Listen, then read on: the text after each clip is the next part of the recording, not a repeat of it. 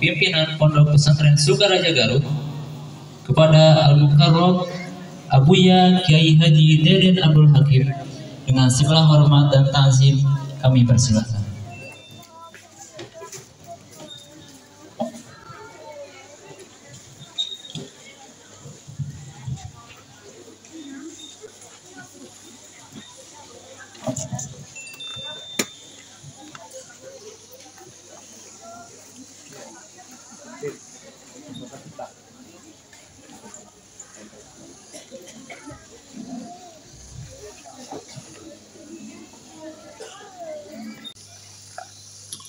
Bismillahi masyaallah, la yasuqul khaira illallah.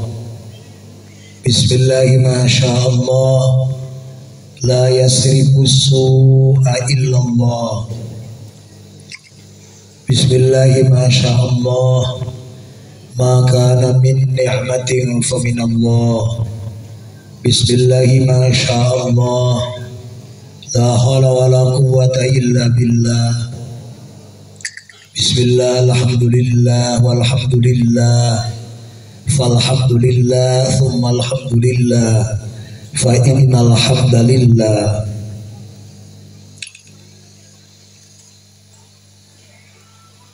Asyhadu an la ilaha illallah wahdahu la syarikalah, wa asyhadu anna Muhammadan abduhu wa rasuluhu, la nabiyya ba'da. Allahumma salli wa sallim wa barik wa tarham wa tahannan wa azim wa karim wa syarif wa majid ala sayyidina Muhammad wa ala ali sayyidina Muhammad, kama sallaita wa sallamta wa barakta wa tarhamta wa tahannanta wa azamta wa karramta wa syarrafta wa majjadta ala sayyidina Ibrahim wa ala ali sayyidina Ibrahim fil alamin innaka Hamidum Majid.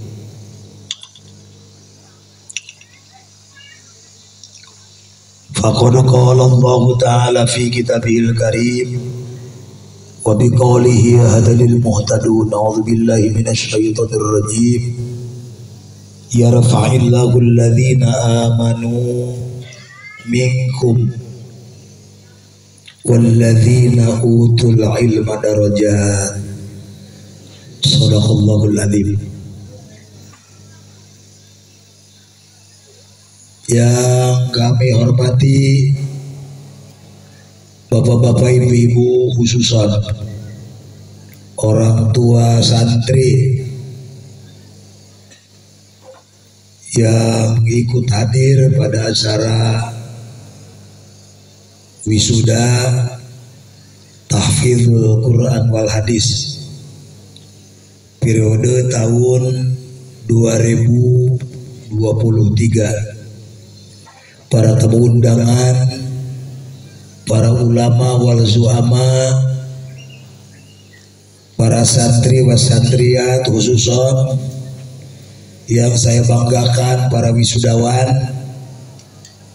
Berapa jumlahnya? 145. Semoga semuanya yang hadir terus menerus mendapat kemuliaan Allah fid dunya wal akhirah, dan semuanya datang ke sini insya Allah tidak akan sia-sia, paling tidak akan mendapat ampunan Allah Subhanahu wa Ta'ala.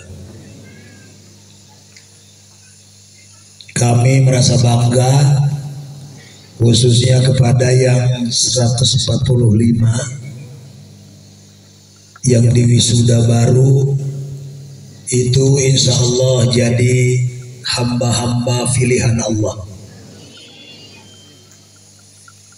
Jadi anak-anak yang soleh, walaupun hanya 1 juz dan beberapa hadis, itu sudah kelihatan. Tadi ketika diperhatikan dari mulai tahfizul Quran, menyampaikan satu hadis yang terkenal yang diriwayatkan oleh Umar bin Khattab, yang matan hadisnya innamal a'malu bin dalam kitab Jami'us Sunan wal Masanid, hadis tersebut mengandung sepertiga agama. Kalau tidak ada hadis tersebut, tidak akan ada agama. Bukan hanya sebagaimana yang bapak-bapak, ibu-ibu hadirin dengarkan, hanya sebatas umpamanya matanya saja. Tapi tadi kelihatan ada yang mengomentar tentang riwayat rawi, riwayat sahabat yang menerima hadis dari Rasul, sekaligus dengan asbabul wurud. Nah, inilah ilmu, inilah yang paling berharga, inilah yang paling mahal. Tapi kebanyakan yang mendengar sudah beda itu. Yang disebut ilmu itu yang rame, itu ya. Justru yang tadi yang menyampaikan dan mengangkat sejarah tentang Umar bin Khattab, tentang kesimpulan hadis, tentang kausalitas asbab turunnya hadis tersebut, tentang latar belakang Umar bin Khattab sebelum Islam, sesudah masuk Islam, akhlaknya, perjuangannya, ketalar hadisnya. Nah, itulah yang berharga, itulah yang paling mahal itu. Insya Allah yang tampil tadi ke sini yang sudah diwisuda, kalau dilanjutkan demi Allah akan jadi kiai. Kalau dilanjutkan ini mudah-mudahan jadi motivasi kepada orang tuanya, mendapat anugerah Allah punya anak jadi santri yang dipesantrenkan di sini. Bukan hanya sekolah di SMA saja, di SMP saja, di SMK saja. Di mana ada SMK ngalar Quran? Coba saya mau minta contoh. Di mana dari SMK ke talar Quran sekarang lagi belajar di Al-Azhar hanya dari Sukaraja. Saya Ilyas betul, yang di Mesir itu dari SMK itu. Jadi kontras pendidikan di sini bukan aliyah, bukan sanawiyah, tapi sekolah umum, tapi lebih kental pendidikan agamanya. Salah satunya ada program Hifdzul Quran atau Tahfidzul Quran wal Hadis. Kenapa ada Tahfidzul Hadis? Karena dulu ayah saya almarhumlah, semoga mendapat ampunan Allah, Kiai Haji Raden Toto. Al-Fatihah.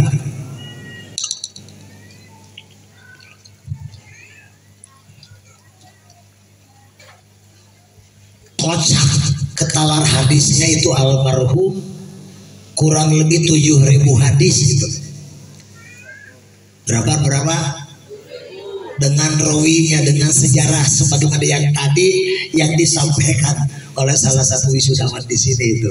Itulah ilmu Mama Ajengan Toto, ilmu kenabian itu.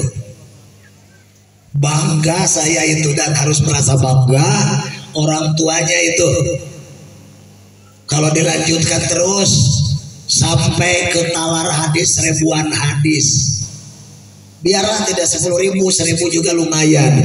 Karena Umar bin Khattab tidak 600 hadis, itu 500 lebih ya. Dijamin min ahlil jannah. Demikian pula tadi yang membaca Al-Quran yang ayahandanya sudah meninggal, demi Allah sesuai dengan janji Rasul, apabila seseorang membaca Al-Quran walaupun tidak dikirimkan, walaupun tidak diisolkan, walaupun tidak dihadaratkan, di alam barzah ibu dan ayahandanya akan mendapat hidangan surga ila yaumil qiyamah. 2.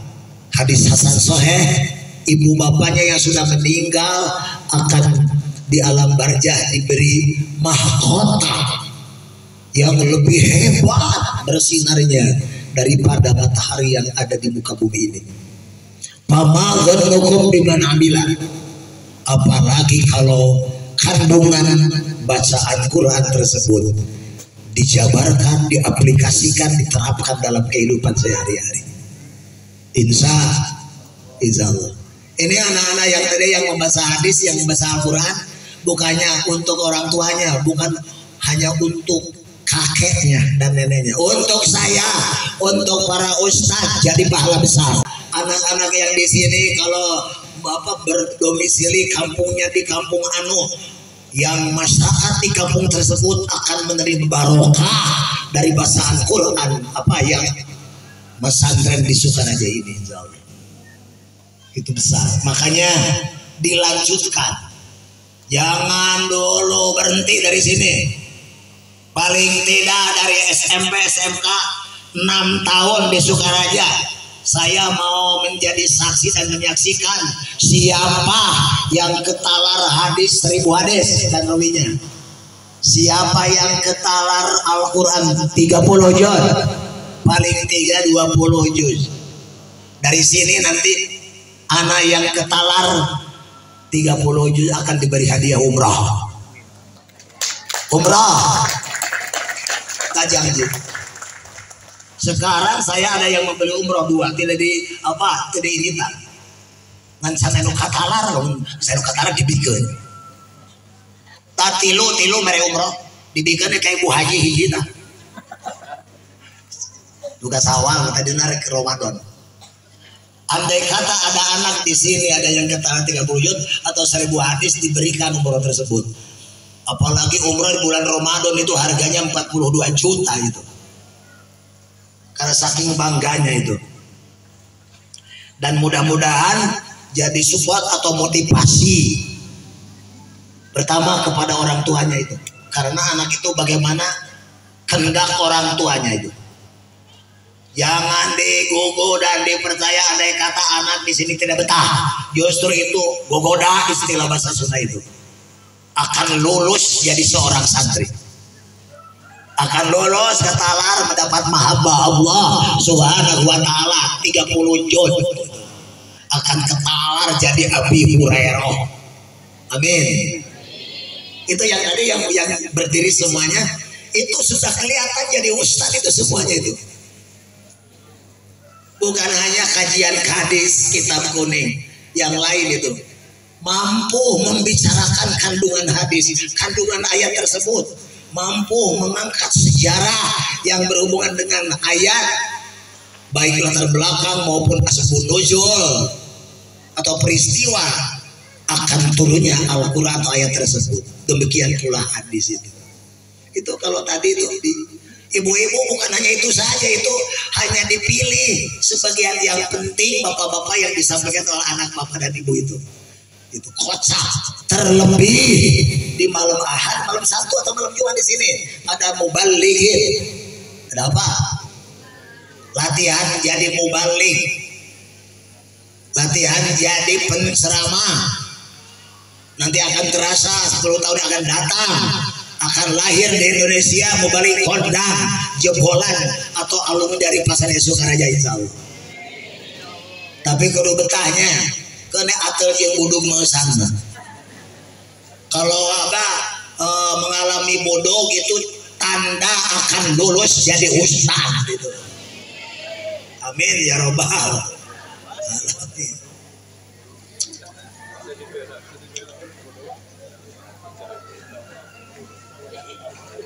Kalau mudah-mudahan jempe hutan agane.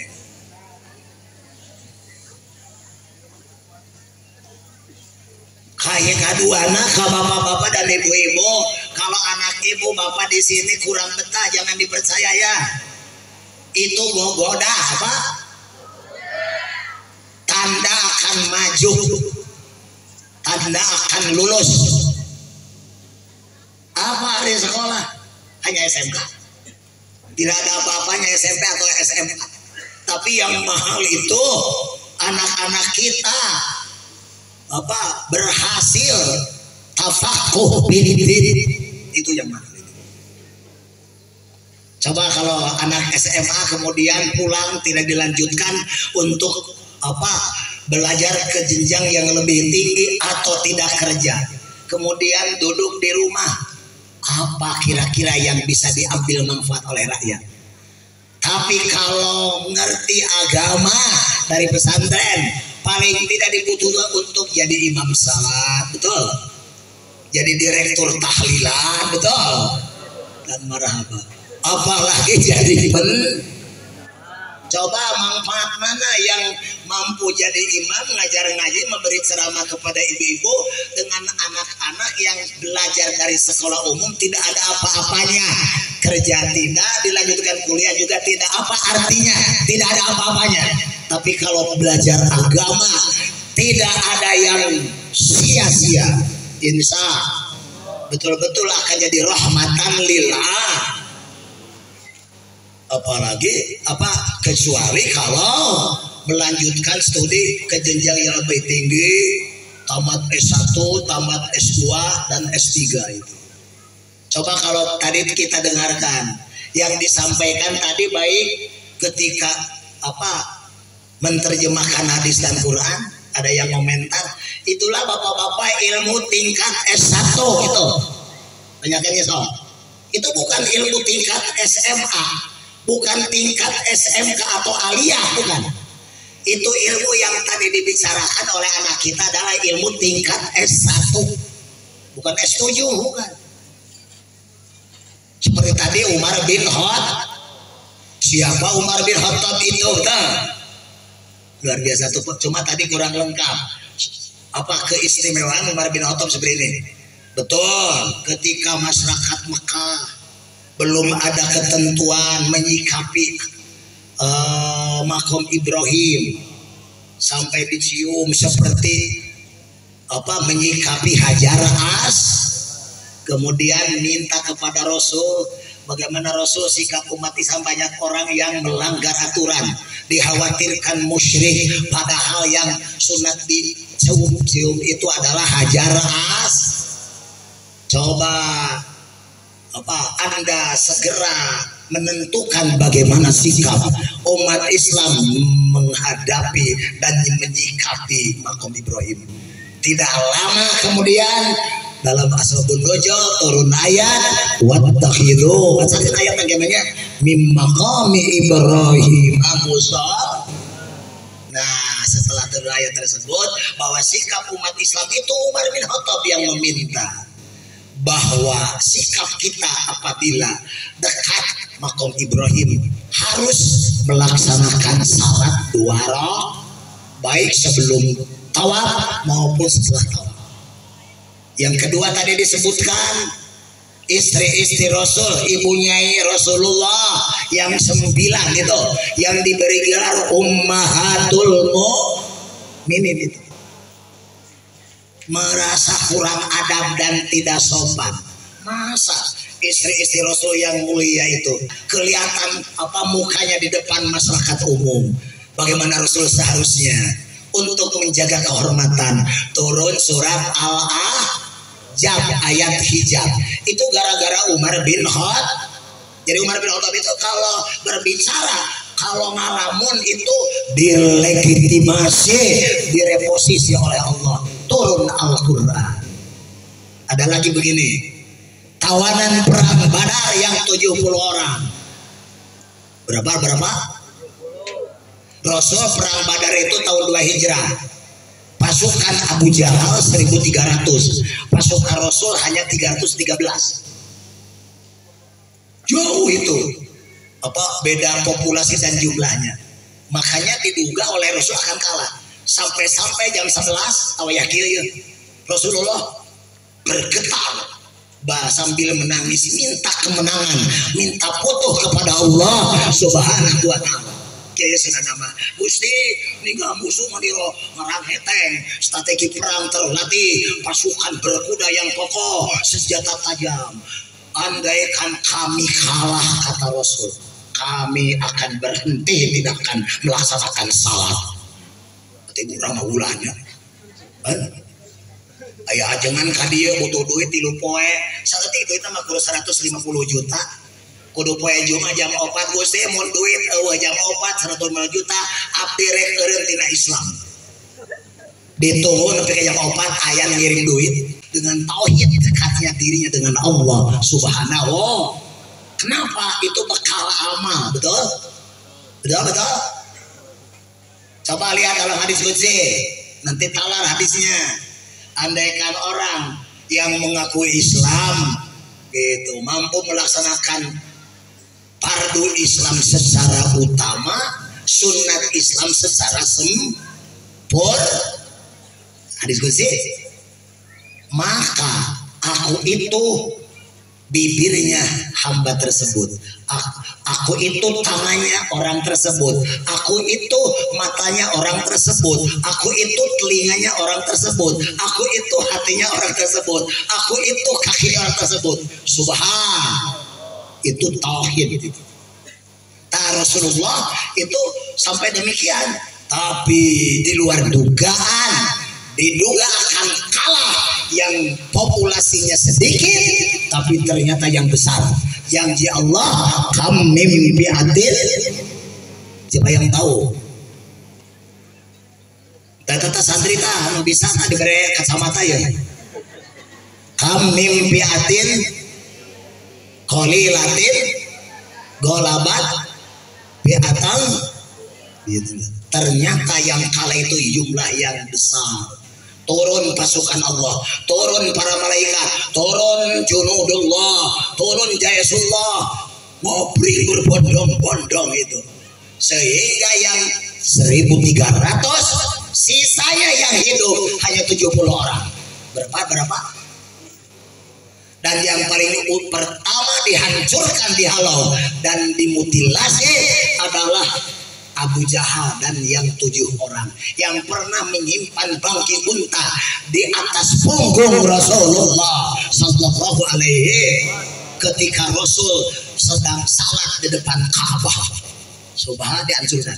Setelah dimutilasi entah berapa kerat lah, banyak dimasukkan ke sumur mati. Rasul pernah berbicara kepada bangkai-bangkai tersebut, bau hamru, bau hanyir, bau buruk. Dalam surat Al-A'raf, hal wajadtum ma wa'ada rabbukum haqqan. Kieu cenah nama Abu Jahal karasa kusia nama laknat kutukan jeung adab Allah, nu kusia teh olok-olok, anu kusia diingkari, nu kusia teh dipercaya dikupuri karasa tia. Kata para sahabat, Rasul ngobrol jeung bangke, apaleun si jurig Abu Jahal kajen geus hancur karena omongan kaula. Subhan. Maka di kita ada talqin mai. Itu talqin mai itu hafal mai tersebut kepada orang yang bacakan talqin. Lainnya mai ustad gelo talqin bid'ah. Nepi ka dibacakeun, disebutkan dalam panggung oleh seorang mubalik, ada yang mau talqin, masyarakat sudah banyak, ustaznya sudah dipersiapkan, tapi hujan akan turun. Akhirnya tidak jadi, dibatalkan. Disimpan buku talqin di atas kuburan, dilelepkeun bae ku sia baca cenah. Aing rek mantau keburu hujan. Itu penistaan terhadap agama. Itu salah satu tanda dan bentuk ketidakpercayaan akan adanya hidup setelah mati. Naudzubillahi min.